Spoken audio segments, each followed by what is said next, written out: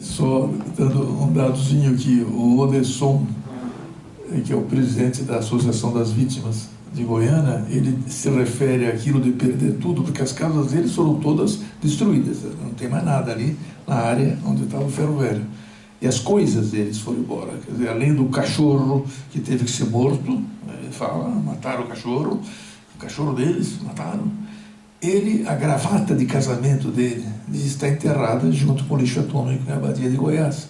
A fotografia do casamento dele está enterrada lá. Ou seja, esse troço de perder a história é muito impressionante. Mas eu queria passar a palavra agora para o monge Ademar Sato, que nos dirá as suas informações. Obrigado.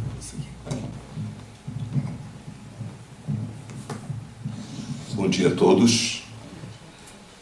Eu acho que o fato de nós estarmos perante público relativamente pequeno é enganoso. Por quê? Porque hoje em dia os meios de comunicação digital transmitem isso para o mundo todo. Então, por mais que a gente ache que estamos entre poucas pessoas, amigos, não é? E que a presença da grande mídia não seja marcante, eu acho que esse evento de hoje tem uma importância fundamental. Eu quero até pedir desculpas às pessoas a quem mandei uma carta me referindo ao dia de anteontem, 11 de setembro. Por quê? Porque, de repente, eu me lembrei que 11 de setembro de 73 eu estava no Chile. E quase que sou bombardeado junto com a gente lá na Moneda, não é? Não fui, mas na mesma noite me levaram para o pelotão de fuzilamento. E tem a ver, 11 de setembro de 73, não é? Com o dia de hoje, 13 de setembro. E mesmo que as vítimas, o representante das vítimas do vazamento do Cécio de Goiânia aqui não estejam presentes, certamente eles têm eventos lá em Goiânia, não é? Cécio de Goiânia tem tanta importância quanto Chernobyl, quanto Fukushima. Eu acho importante a gente ter consciência disso. Eu vim aqui defender a tese como ideólogo de que o uso da energia nuclear e a sustentabilidade da vida humana são incompatíveis.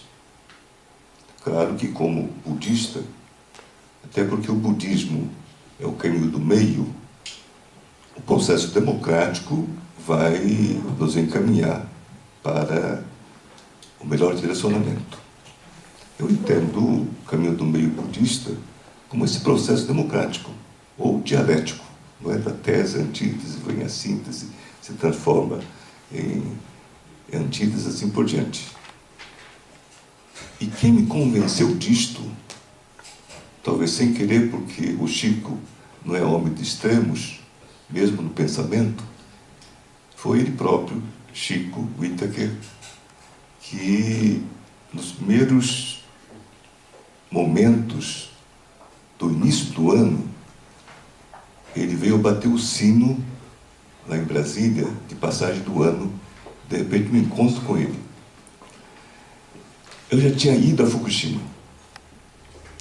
Eu fui a Fukushima no ano passado, 2 meses depois da tragédia, e não fui até o local do tsunami, nem perto da usina nuclear. Fui visitar minha tia. Minha tia tem 87 anos. E também apareceram os primos, não é? E eu achei uma conversa meio estranha, porque eles dizendo, olha, no meu jardim eu medi a radiação, tinha tantos graus. Ah, não é? Lá no quintal da minha casa, não é? Eu medi a radiação, era tanto. Não é? Até estou achando engraçado isso. Não é? Outro primo dizendo, olha, enfim, não é? Como se fosse uma fofocagem, não é? Mas me lembro a minha tia dizendo, olha, eu tenho 87 anos, não vou viver muito, mas eu queria que vocês não dessem água da torneira para seus filhos e meus netos. Isso me impressionou um pouco, não é? Mas, enfim, outra coisa que também achei sintomático é que pela primeira vez meus primos, que têm a minha idade mais ou menos, me perguntaram por que eu tinha me tornado monge. Eles nunca tinham me perguntado isto. Eu sou monge desde 98, não é? Então, já há bastante tempo, depois de ter passado por outro tipo de vida. Eles nunca tinham me perguntado por que eu tinha me tornado monge. Mas dessa vez me perguntaram, eu achei estranho também. Não é? Mas este ano, eu visitei Fukushima de novo e fui ao local do tsunami. Olha, inacreditável. Inacreditável. Eu acharia que estava sonhando, ou tal, num pesadelo, se eu não tivesse assistido, vocês todos assistiram, em quase tempo real, aquele mar de lama engolindo tudo lá em Fukushima, em Sendai. Na verdade não é Fukushima, é Sendai, não é? Aquele mar de lama engolindo viadutos, não é? Engolindo estradas, engolindo fábricas, engolindo casas, não é? Engolindo navios, não é? E, naturalmente, engolindo gente. Se eu não tivesse visto esse filme, não é? Que a causa daquilo que eu estava vendo, eu não ia acreditar naquilo. 360 graus, não é? Uma extensão enorme de devastação. Como se a natureza estivesse nos dizendo, como diz de vez em quando, que nós seres humanos somos muito frágeis. Somos muito frágeis. Não é? Já voltei do Japão impressionado. Puxa, realmente o ser humano é um ser muito frágil. Basta a natureza dar um espirro, não é? Para acontecer aquilo que é inacreditável, gente. Inacreditável. Eu só acreditei porque eu tinha visto a causa, não é? Pelo filme que se passou para o mundo todo, quase em tempo real. Mas fiquei muito impressionado porque o Chico estava montando, juntamente com outras pessoas, na cúpula dos povos, a tenda antinuclear. E ele disse, olha, por que a gente não chama os japoneses para vir fazer depoimento, não é? A gente nem sabia que viriam tantos japoneses, não é? Mas pelo menos o monge que conheceu o Chico na Fórum Social Mundial deste ano lá em Porto Alegre, mandou 2 pessoas que não eram budistas. Interessante isso. Não eram budistas. E até um deles é um fotógrafo que mandou as fotos, né? Não sei se dá tempo de a gente passar.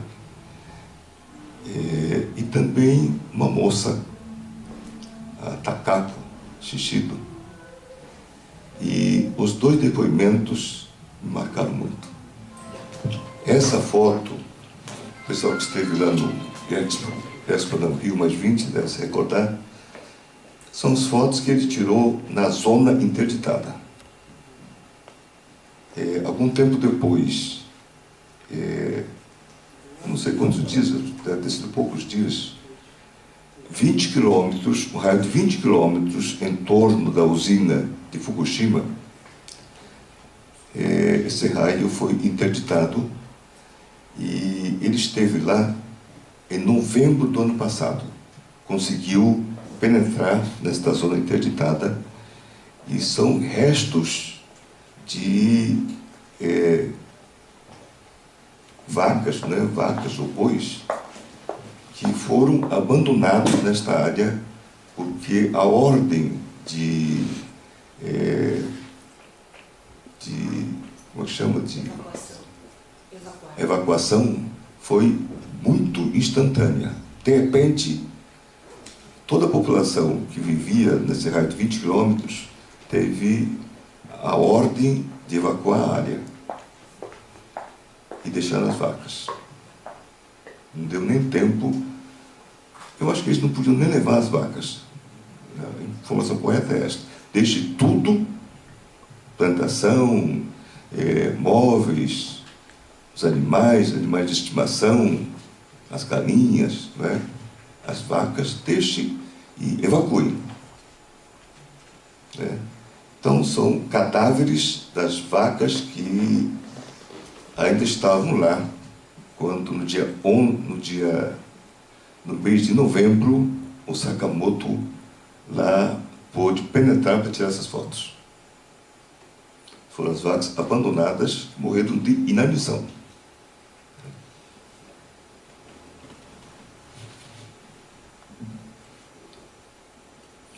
Essa foto é de 3 meses depois.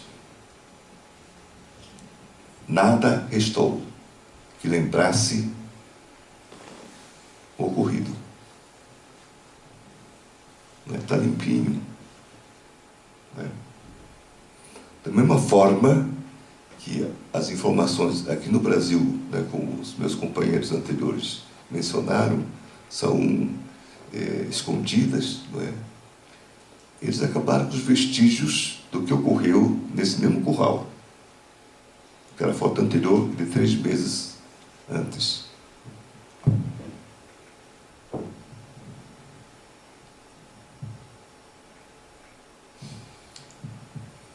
É uma representação, certamente não é a mesma vaca, não é? Mas Sakamoto tirou essa foto dizendo, olha, o que será que a vaca está pensando? As vacas pensam.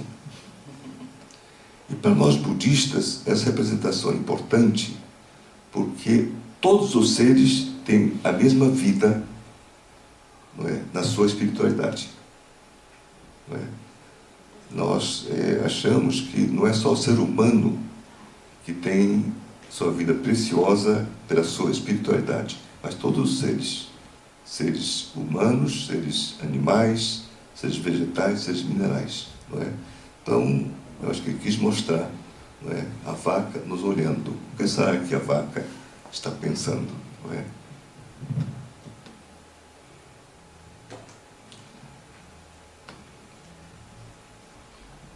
Não é a mesma vaca, não é? Mas é uma metáfora, não é? Ou seja, esse cadáver da vaca teve antes aquele olhar, mostrando que a vida é para todos.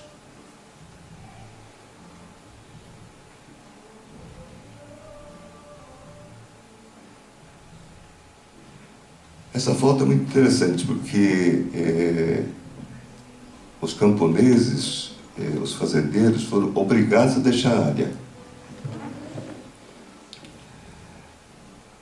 Alguns fazendeiros soltaram as vacas, não tiveram a coragem de prender as vacas. Então, são vacas que voltaram a estado selvagem e sobrevivem comendo o que restou das plantações, não é? Certamente aí é plantação de arroz. E diz o Sakamoto, não é? Que essas vacas se tornaram selvagens, tanto é que estão assim numa situação, num gesto, né, de espera para sair correndo. É uma planta que restou, não é? As plantações de arroz foram abandonadas e ele descobriu essa árvore que se manteve, mostrando exatamente a vida que não é só do ser humano, mas de todos os seres.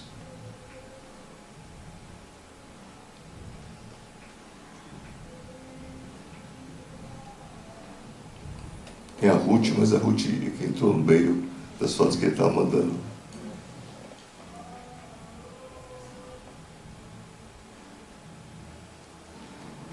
Esse lugar eu fui. Fica perto da praia, que vocês estão vendo lá atrás, aquele barco, não é montagem não, gente. Os barcos que estavam ancorados, não é? foram arrastados até perto de um cemitério. Não é montagem, eu vi, não é? E os túmulos foram abandonados. São túmulos. É de um templo, se não me engano, zen budista.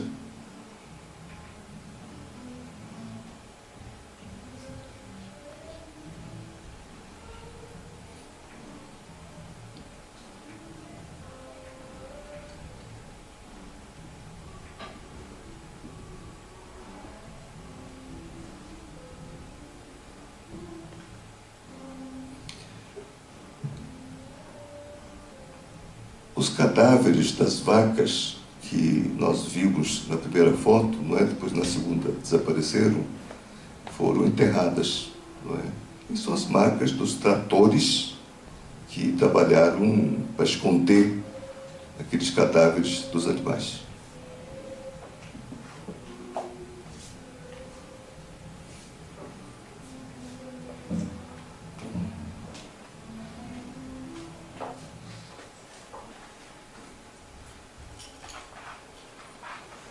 Essa placa também é muito interessante.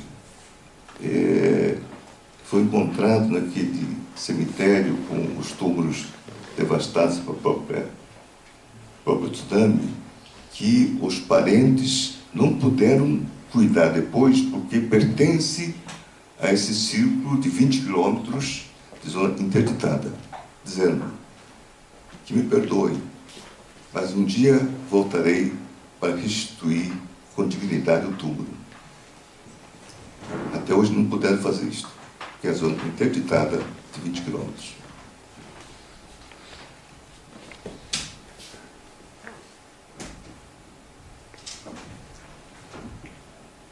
Acho que está acabando, não é?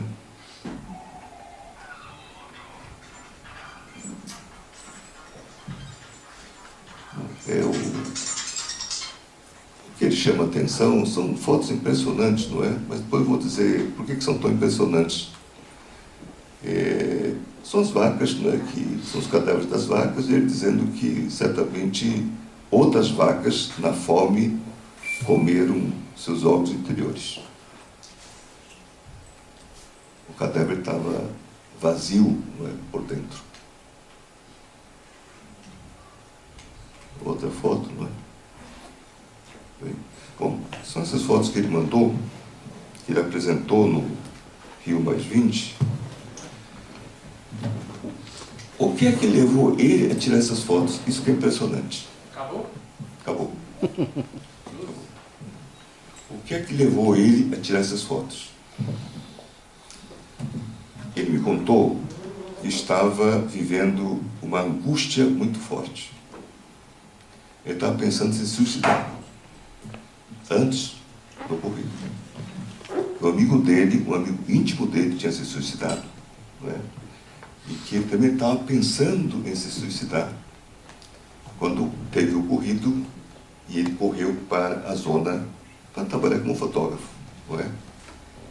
E não tirou fotografia de gente. Interessante isso, não é? Mas mesmo não tirando fotografia de gente, acho que fica até mais forte a angústia dele. O que é a vida? O que é a vida? Nessa tragédia do tsunami, morreram 25 mil pessoas. Parece muito, não é? Todo ano, no Japão, 30 mil pessoas se suicidam.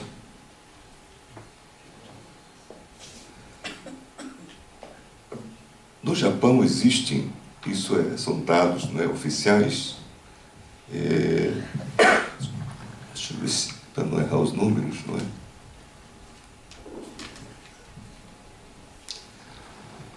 Dois milhões de pessoas que recebem a denominação de hikikomori. Ou seja, se trancam no quarto e não saem do quarto. 2 dias, 3 dias, uma semana? Não. Por anos. Por anos ficam trancados dentro do quarto. Tem... Interessante isso também, até achei engraçado, né? Futoko. Futon, você sabe o que é, não é? Aquela, como chama? Puxoado. Futoco é o seguinte, são crianças que ficam agarrados ao futão, não é? A mãe vai trabalhar, tem que ir para a escola, mas não vão para a escola e ficam agarrados no futão. Não vão para a escola. Ou seja, algo estranho está ocorrendo num país avançado do ponto de vista capitalista como o Japão. Um país como o Japão, não é? Que pôde buscar a felicidade no avanço científico, no avanço tecnológico, no avanço material, não é? No surgimento dos shopping centers, não é? Dessas máquinas todas, dos Hondas e Toyotas da vida, etc. Isso que é interessante. Não é? O Sakamoto tirou essas fotos porque ele estava nesse estado. Ele queria expressar de alguma forma a sua angústia. Para dizer para nós, para o mundo todo, de que o Japão não é um país feliz. E dizendo para nós, especialmente brasileiros, de que o desenvolvimentismo não traz a felicidade. O desenvolvimento econômico, o desenvolvimentismo, não é? A geração minha, do Chico, através do Edu, não é? É um conceito importante. Não é? Desenvolvimento dependente, então vamos nos tornar um país independente, não é? E vamos nos desenvolver, etc. O Japão fez isto, não é? E produz um sujeito como Sakamoto. Não é? E ele está dizendo para nós, olha, cuidado com Lula, cuidado com a Dilma, não é? Porque eles são desenvolvimentistas. Olha o que o desenvolvimentismo pode provocar. É. Bem, só para também reduzir a história, né? O que é Takako me impressionou? O Chico estava lá, o Estela estava lá, outras pessoas estiveram. Ela tremia para dizer para nós que é também vítima. Por quê? Por que a gente duvidaria que ela fosse vítima? Primeiro, ela não teve nenhum parente que foi atingido pelo tsunami. Não é? Ela não teve a sua casa levada pelo tsunami. Ela não vivia nesses 20 quilômetros ao redor da usina. Ela vivia um pouco mais afastada. Mas ela não conseguiu ficar na sua casa. Ela não conseguia tomar banho no mar que ela gostava. Ela ficou insegura para educar os filhos, no lugar que ela morava, mais ou menos afastada de Fukushima. Ela passou a sentir uma insegurança muito grande porque o governo não dava informações. Sentiu que o governo mentia. Aí ela não aguenta e sai do lugar que ela morava. E vai para Hokkaido, perto lá do Tonohira, né? Que é um monge de Hokkaido mais ao norte que a acolheu. Né? Aí ela começa a sentir não só a sua vida pessoal, familiar, não é? Mas também a vida comunitária destruída. Não tem mais amigos. Não é? E ela começa a perceber, não sei se é real, mas ela sente dessa forma, que o pessoal que a recebeu também desconfia dela. Olha, você não é vítima. Você não teve ninguém da sua família que foi atingida. Sabe? Você não é vítima. Não é? Esse preconceito que o Odesson, não é? Também diz para a gente. As pessoas não se aproximavam de mim, achando que eu ia contaminar as pessoas. Não é? Ou seja, ela passa a viver o drama da, digamos, também da angústia, da intranquilidade. Como é que a gente pode conviver com as usinas nucleares que provocam esta angústia do ser humano? Como é que a gente pode viver em paz? Não é? Os dois não são vítimas diretos, não tinham nada, não é? Talvez eu esteja até mais contaminado do que eles, que fui 2 vezes a Fukushima, não é? Mas também são vítimas, mas eles estão a nos dizer que o mundo todo pode viver a mesma situação. Eu fico imaginando, me dá calafrios, não é? Quando a gente se lembra, né, de onde está as usinas de Angra. O Japão ainda, digamos, de alguma forma, recuperou o seu espírito comunitário, de solidariedade, de doação, não é? De voluntariado, tal, não é? E deu um jeito, não é? Imagine Angra ter um problema parecido. Imagine, não é? Ainda mais quando o Chico nos informa que os índios já taxavam aquele local de pedra podre. Poxa, é isso, sabe? Mas não é só Angra. Não é só Angra, gente, não é? Nenhum lugar do mundo está, digamos, salvo desse terror. Como no budismo nós falamos em harmonia e paz, não é? Em não violência, não é? Eu, como ideólogo do budismo, eu defendo a tese de que o uso da energia nuclear e a sustentabilidade da vida são incompatíveis. Não é? Como ativista budista, espero que a democracia chegue a um encaminhamento, digamos, razoável, mas sabendo que esses riscos existem. E basta saber que existe 1% de probabilidade disso acontecer para nós não ficarmos tranquilos. Então, era isso que eu queria falar no momento. Muito obrigado pela atenção. E eu não estou dramatizando nada, sabe? Essas coisas realmente são prováveis de acontecer.